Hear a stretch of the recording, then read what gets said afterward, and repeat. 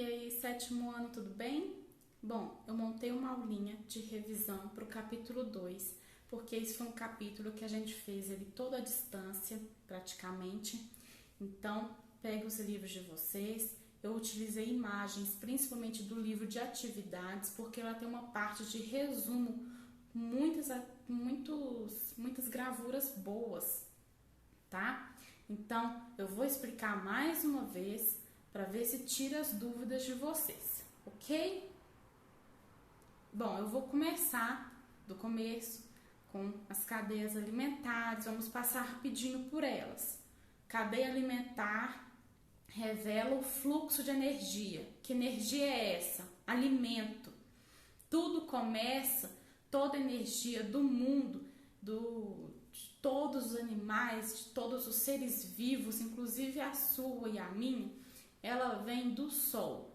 Então, a principal fonte de energia nossa, sim, é o Sol, tá? Nosso planeta é privilegiado porque ele está numa posição ótima, com água líquida, numa temperatura ótima por causa da atmosfera e por causa da nossa posição em relação ao Sol. Então, isso nos dá todas as características e todas as condições para ter vida da biodiversidade que nós temos. Então, a energia começa a vir do Sol, ela passa para os produtores, que é o primeiro nível de uma cadeia alimentar. Quem são os produtores? São plantas e algas. Alga não é planta, alga é alga, é outra classificação de ser vivo, tá? São aquáticas.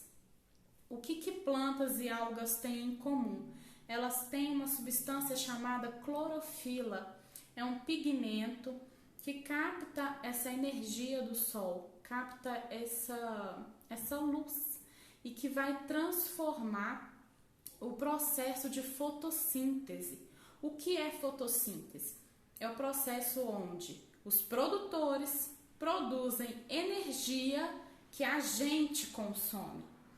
Então, tudo começa com os produtores, que são autótrofos porque eles produzem o próprio alimento através da fotossíntese. Tá, aí vem os consumidores. Quem são os consumidores? São animais que se alimentam. Quem se alimenta diretamente de uma planta ou de uma alga é chamado de consumidor primário, porque ele é o primeiro a se alimentar daquela fonte de energia, daquele produtor. Quem se alimenta do consumidor primário é o consumidor secundário e assim por diante. Ele pode ser chamado de consumidor terciário ou consumidor quaternário. Tá vendo aqui essas setinhas vermelhas indo para essa direção? É justamente o sentido da energia. Que energia é essa? Alimento.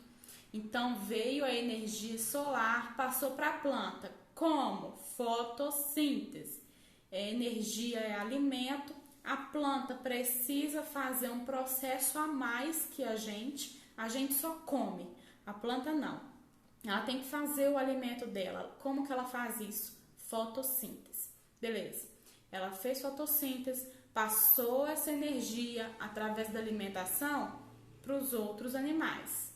A seta tem que estar nesse sentido aqui.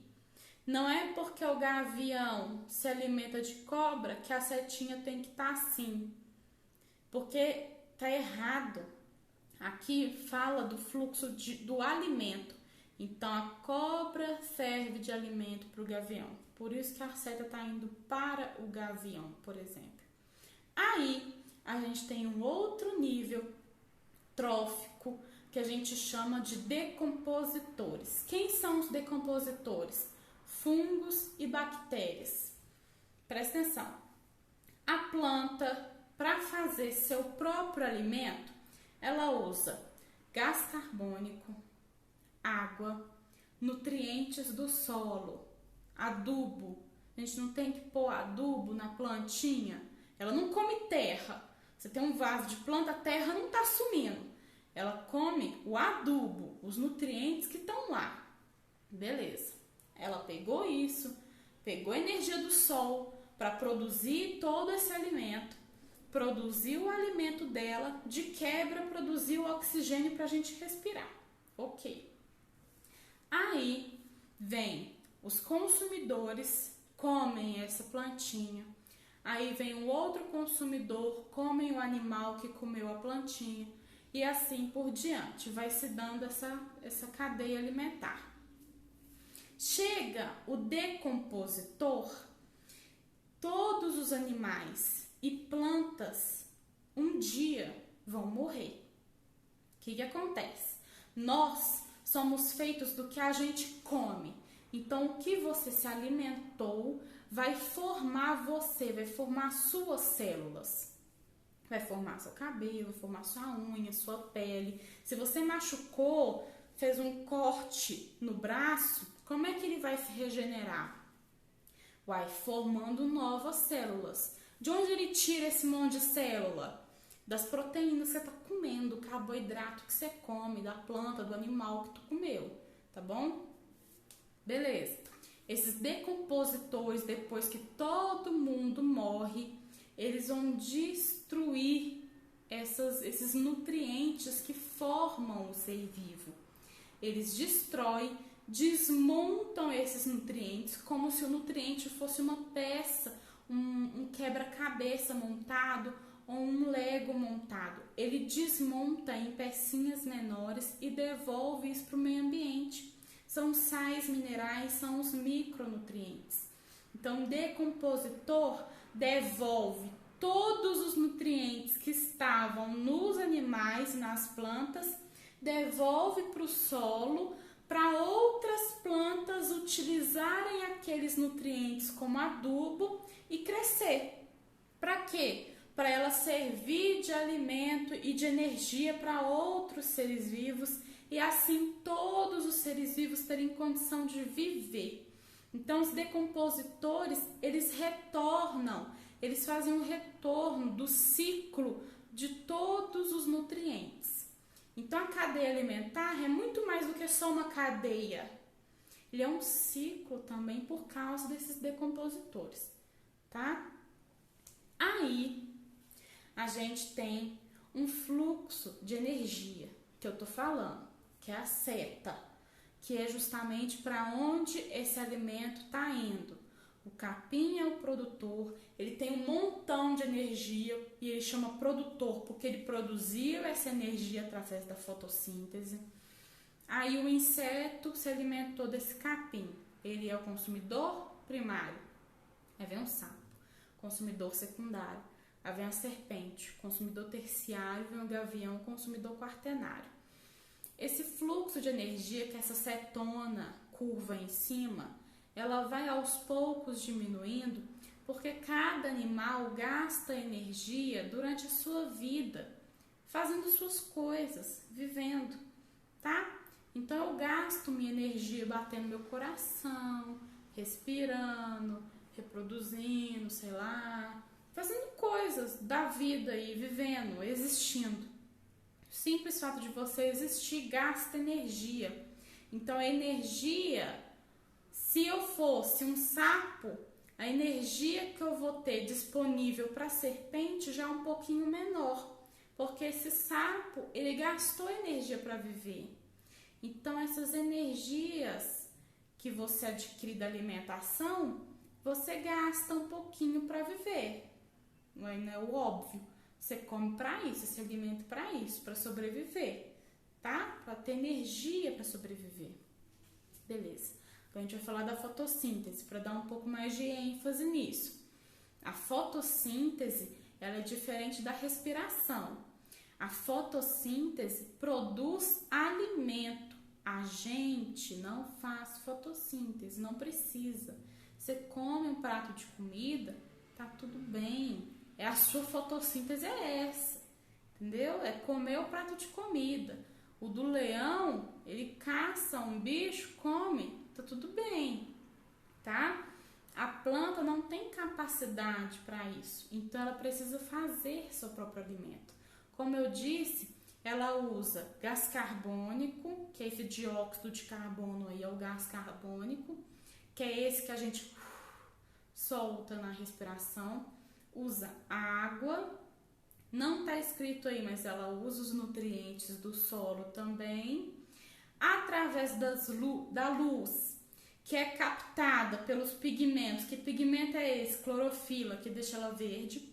Ela produz glicose. O que é glicose? Energia, tá? É a molécula de alimento aí. E produz oxigênio. O que é respiração? Respiração é um processo onde a gente gasta energia.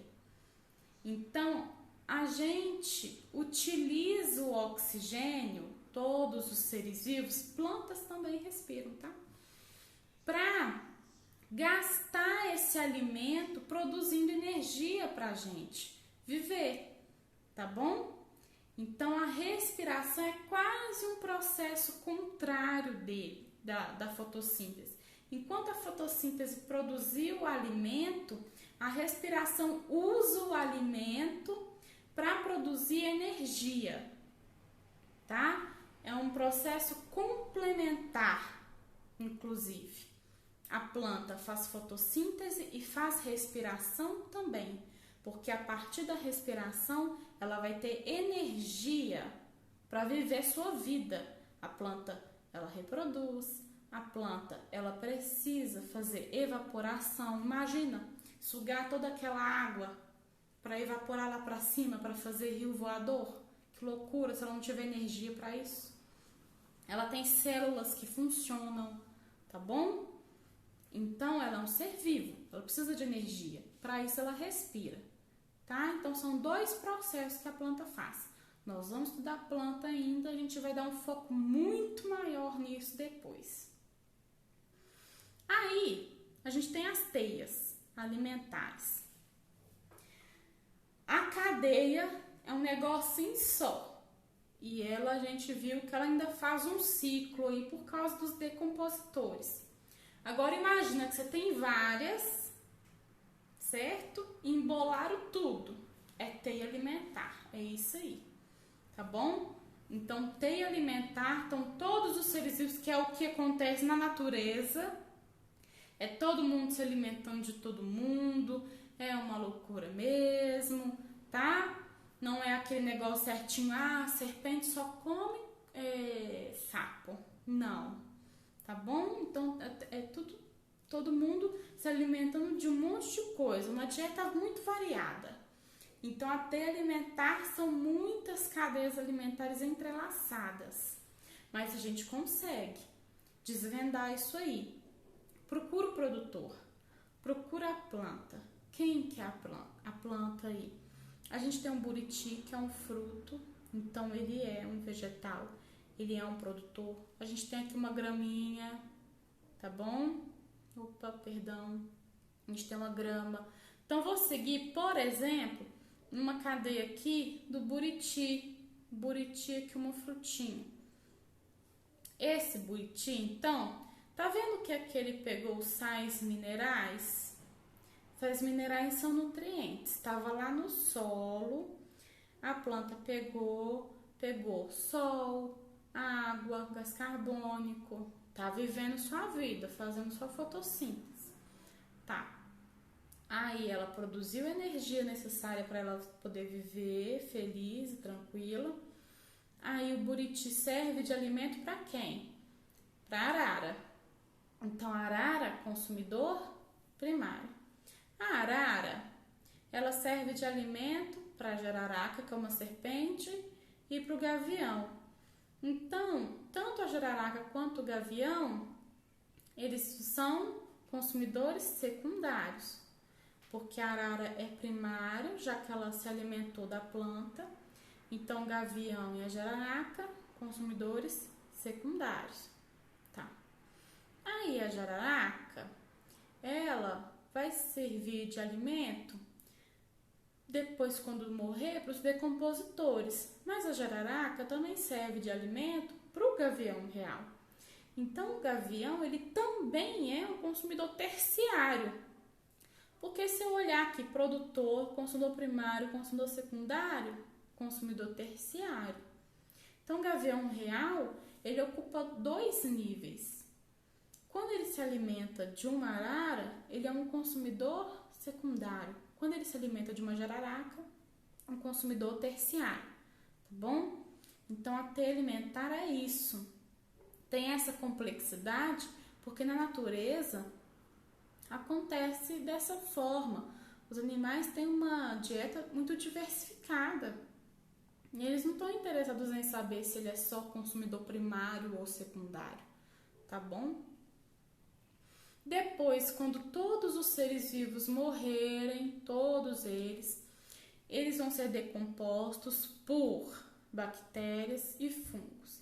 Apenas bactérias e fungos são decompositores e têm essa função de desmontar, de transformar o que era um macronutriente, uma molécula de alimento, em micronutrientes, em apenas sais minerais.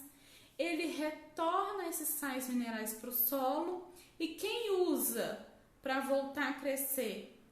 As plantas que estão lá, tá? A gente vai falar depois dos biomas e os decompositores, eles são importantíssimos justamente para manter a riqueza de um solo nos biomas. Sem decompositor, o solo não é fértil, não tem fertilidade para as plantas. Se não tem planta, não tem bicho, né? Como é que a cadeia vai se sustentar? Aí, a gente vai falar agora um pouco dos ciclos, tá? A atmosfera, a gente falou na live, a atmosfera foi um tema muito pouquinho. Ela só contou que a atmosfera ela é importante para manter nossa temperatura, protege o planeta Terra de meteoros, por exemplo, de radiação solar, que maior parte da atmosfera é feita de gás nitrogênio. Tudo bem, então essa parte a gente já entendeu. Agora eu vou passar um pouco para falar dos ciclos. Vou começar a falar do ciclo do nitrogênio. Tem uma gravura aí, que é do livro de vocês. Prestem bastante atenção. Ele está muito relacionado com cadeia alimentar. Então, observa que a gente tem uma planta. Essa planta está escrita leguminosa. As plantas, elas têm classes, assim como animais. A gente chama o animal de mamífero, de peixe, de anfíbio, de réptil, de ave, né? Planta também, tem leguminosa, tem outras plantas. Então, a gente vai ter um tipo de planta, que é quem? Produtor. A gente tem um animal herbívoro aí, que botaram o coelho, tudo bem. E a gente tem depois uma onça, beleza. Que é um outro consumidor, um consumidor secundário. Ótimo, temos uma cadeia alimentar. Aí, ainda tem os organismos mortos. Esses organismos mortos vão ser decompostos, certo? Ótimo, a gente tem todo o ciclo da cadeia alimentar aí representado nesse desenho. Agora, eu quero que vocês observem como que o nitrogênio entra nessa bagunça. Bom, o nitrogênio está no ar, ok? Ele tem um monte, a gente não vê, mas tem um monte aí, a gente não sente o cheiro, mas ele está aí. Inclusive, a maior parte do ar é nitrogênio. Só que os animais e plantas não respiram esse nitrogênio. Os seres vivos aqui, eles não conseguem absorver esse nitrogênio para nada. Apenas um tipo de ser vivo consegue absorver o nitrogênio do ar, assim. São as bactérias. E bactérias que estão, inclusive, associadas às raízes, que vivem nas raízes dessas leguminosas que estão ali. Então, observa que tem raízes de plantas, especialmente das leguminosas, que são feijão, soja ou ervilha, por exemplo, que tem em suas raízes umas bolotinhas, que são colônia de bactéria. Às vezes a gente associa bactéria a coisa ruim, Não necessariamente, tá? Nesse caso é muito bom. A gente tem um monte de bactéria no nosso corpo que é muito boa, tá? Inclusive na nossa flora intestinal, a gente tem que ter umas bactérias ali no nosso intestino para ajudar a gente na formação das nossas fezes, por exemplo. É fundamental, ok? Senão a gente não vai ser saudável, tá bom? Tá. Aí a planta tem essas bactérias nas raízes. Essas bactérias conseguem absorver o nitrogênio que está no ar. Então, esse nitrogênio é fixado por essa bactéria. Então, como já está ali na raiz, a planta não basicamente se alimenta pela raiz. Pois é, o nitrogênio então é incorporado pela planta através da raiz. A bactéria facilitou esse processo, tá bom? Aí, essa planta incorpora o nitrogênio no seu corpo. O nitrogênio faz parte das proteínas, faz parte do DNA. E todas as células são feitas de proteína e de DNA. Todas, de todos os seres vivos, inclusive bactérias, tá? Aí, plantas então têm nitrogênio, ok. Aí vem um animal herbívoro qualquer, pode ser até um inseto, aí é um coelhinho, ok. Esse animal herbívoro, esse consumidor primário, vai se alimentar dessa planta. Essa planta não é formada por células? Nas células não tem nitrogênio?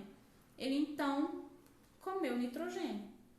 Esse animal incorpora o nitrogênio na alimentação. A digestão do corpo, ela absorve todos os nutrientes importantes, inclusive esse nitrogênio. Aí vem um outro consumidor, que aí no caso é a onça, se alimenta desse bichinho, ele incorpora nitrogênio também, tem nitrogênio no corpo. A gente absorve nitrogênio quando a gente come um arroz, um feijão, uma carne, uma planta, uma folha, uma fruta, tá? Aí vem os animais que morreram ou as plantas que morreram, os decompositores, que são bactérias e fungos. Eles não destroem, desmontam todos os nutrientes e devolvem isso para o solo? Beleza. Ele desmontou também o nitrogênio. O nitrogênio, então, ele de novo vai ser disponibilizado para a atmosfera. Então, ele volta, tá bom? Ele volta para o solo, ele volta para a atmosfera. E o ciclo se dá, ele é um nutriente como outro qualquer. O jeito que ele entrou na cadeia alimentar tem a participação de bactérias nas raízes de uma planta chamada leguminosa.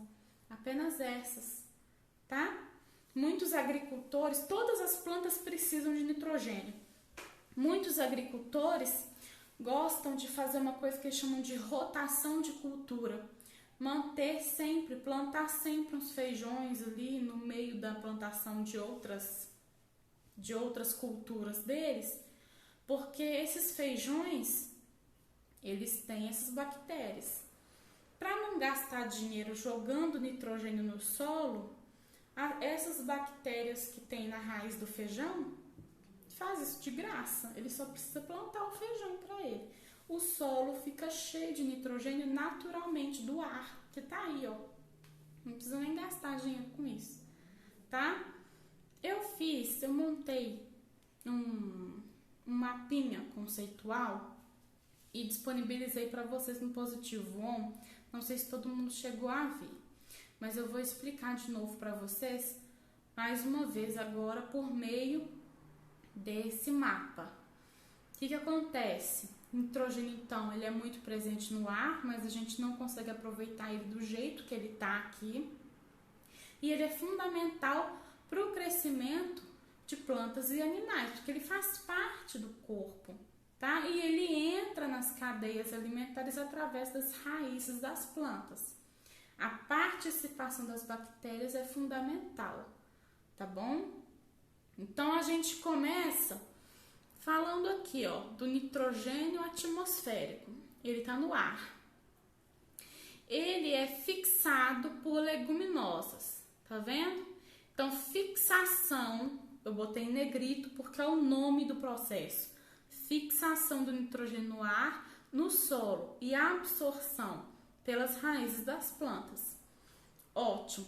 Essa fixação também pode acontecer por descargas elétricas.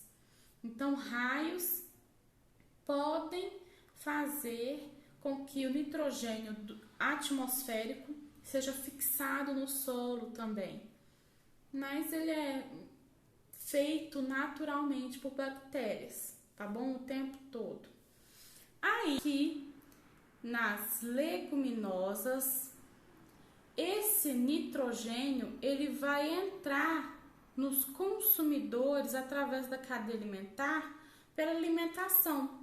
Então, os consumidores se alimentam das leguminosas, se alimentam dessas plantas e adquirem assim o seu nitrogênio, tá bom? Tanto consumidores, animais, quanto essas plantas, a partir do momento que as bactérias fazem a decomposição desses animais mortos e plantas mortas, eles fazem com que todo o nitrogênio ele volte para a atmosfera. Então aqui também ele é um ciclo. O nitrogênio saiu da atmosfera, entrou na planta através das raízes por ajuda de bactérias, passou pela cadeia alimentar porque todos os animais e plantas precisam de nitrogênio para sobreviver, para formar seu corpo. Senão a gente não forma, a gente não tem corpo, a gente não sobrevive. Aí, as bactérias também, ao longo do processo de decomposição, devolvem o nitrogênio para a atmosfera, tá? É um ciclo. Aqui tem a representação do ciclo do carbono e do ciclo do oxigênio. Mostra muito de como que esse carbono e o oxigênio se comportam na atmosfera, onde ele é usado, onde ele é produzido. O carbono, que é esse ciclo aqui, ele é usado muito por plantas para fazer fotossíntese, tá? Ele é produzido pela morte e decomposição, então bactérias também produzem gás carbônico. Na respiração, quando a gente joga o gás carbônico para fora. Na combustão, então fogo, queima, inclusive de transporte público, de indústrias, isso produz gás carbônico, tá? No caso do oxigênio, ele é produzido pelas plantas, então a planta, ela faz um processo um pouco inverso da respiração, porque a respiração, ela consome o oxigênio, então os animais, algas, até plantas também respiram, mas algas e plantas também produzem oxigênio. Existe uma compensação aqui entre o oxigênio e o ozônio, eles se transformam em um em outro, mas a quantidade de gás ozônio é tão pouca que acaba não interferindo na quantidade de gás oxigênio que a gente tem.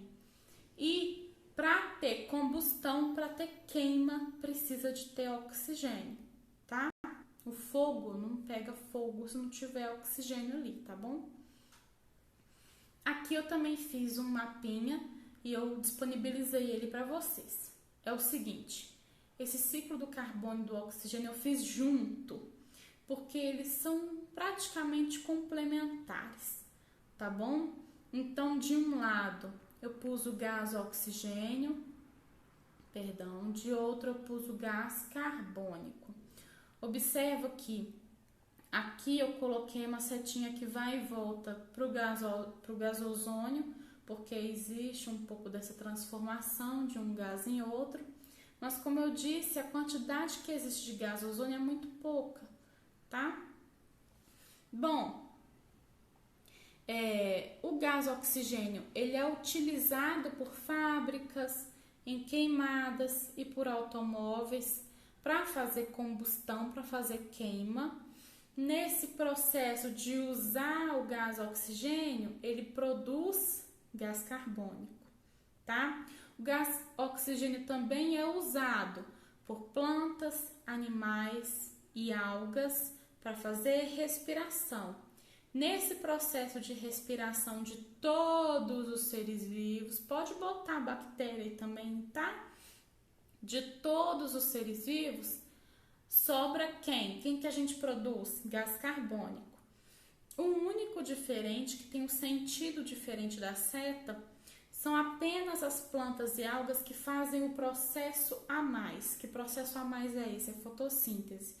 Ela usa o gás carbônico para produzir o gás oxigênio, tá? Então, esse é o único processo um pouco diferente aí, que é o processo da fotossíntese, que é exclusivo de plantas e algas, tá bom?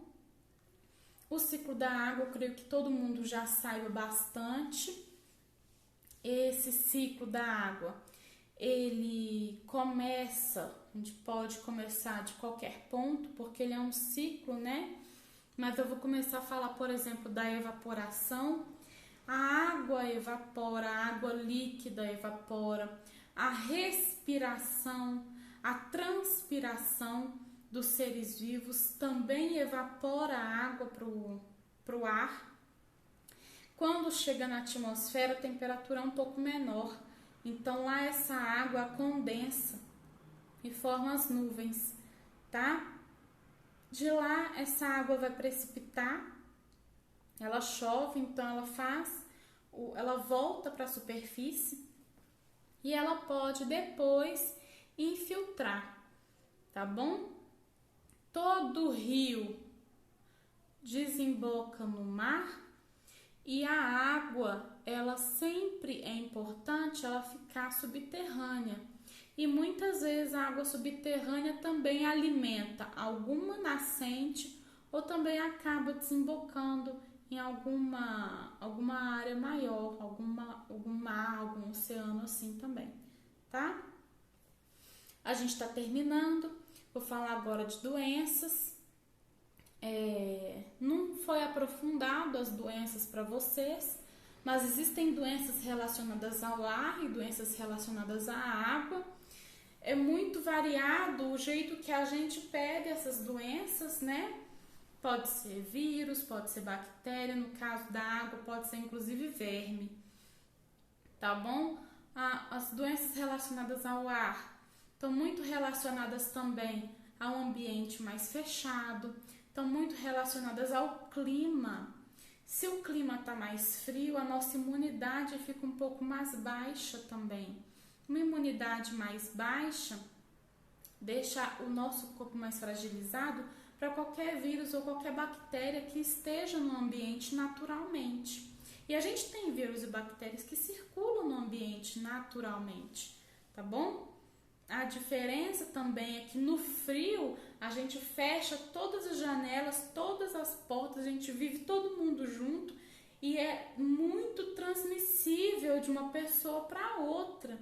Então, as doenças relacionadas ao ar e que são transmitidas pelo ar, em que o vírus ou a bactéria ele é transmitido por gotículas, às vezes, através do ar, essas doenças elas espalham com uma facilidade muito maior. É o caso, inclusive, dessa doença que está causando essa pandemia agora, tá bom? Bom, doenças transmitidas pelo ar. A gente tem gripe, pneumonia, tuberculose, meningite, difteria, cachumba, sarampo, coqueluche. Tem muitas, inclusive essa, que é a Covid-19. Bom, a gente tem vacina para algumas delas, para outras não.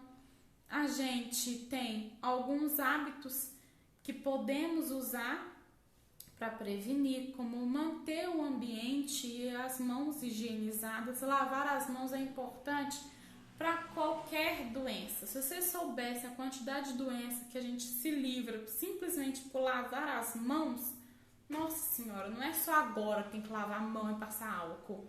É desde sempre, tá? Saneamento básico também. Ter o direito de seu cocô ir embora no esgoto. Tem gente que não tem isso. Olha que loucura.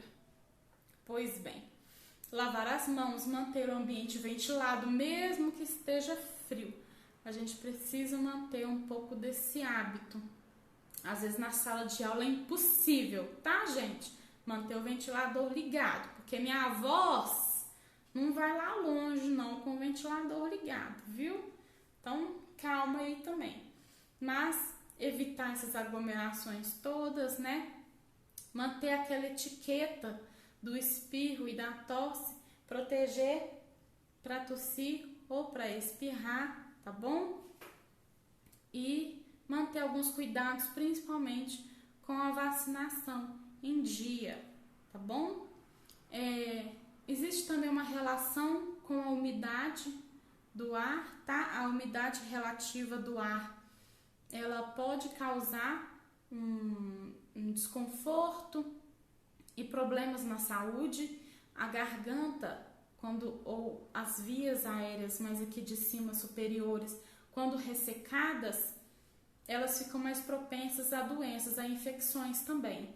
Então, a umidade do ar mais baixa causa mais prejuízos também, tá bom? Então, isso também está relacionado com a nossa saúde respiratória. E doenças relacionadas à água, a gente tem as mais variadas. Também, a gente pode pegar por vírus, e daí vírus como dengue, zika, chikungunya, febre amarela, a gente não pega necessariamente da água, a gente pega do mosquito da dengue, o mosquito Aedes aegypti, mas o ciclo de vida do mosquito é feito na água. Por isso, é uma doença que está relacionada à água, tá? Outra coisa, a gente tem outras doenças, a gente tem muitas verminoses, tá bom? A gente tem aí, como foi dito, febre tifoide, cólera, hepatite, giardias, eu sempre me embolo. E a gente tem esquistossomose, por exemplo, que é um verme. Como que a gente pega essas doenças? Tomando água contaminada, mexendo na água contaminada, nadando na água contaminada, que tá com, às vezes, esgoto, tá? Então, a coisa do saneamento básico é muito importante. Tratar a água, tratar o esgoto, isso é muito importante, justamente para prevenir. Além, óbvio, da gente fazer a nossa parte. Se tiver uma vacina, você toma vacina. Existe vacina para febre amarela, mas não tem para outras. Então, você toma vacina para qual doença tem aquela vacina, ok? Você limpa, por exemplo, a sua caixa d'água para não deixar chegar no ponto de ter um monte de larva de Aedes aegypti lá, por exemplo, tá? Você evita entrar em contato com água que pode estar contaminada. E geralmente esses lugares são conhecidos e tem placas, tá bom?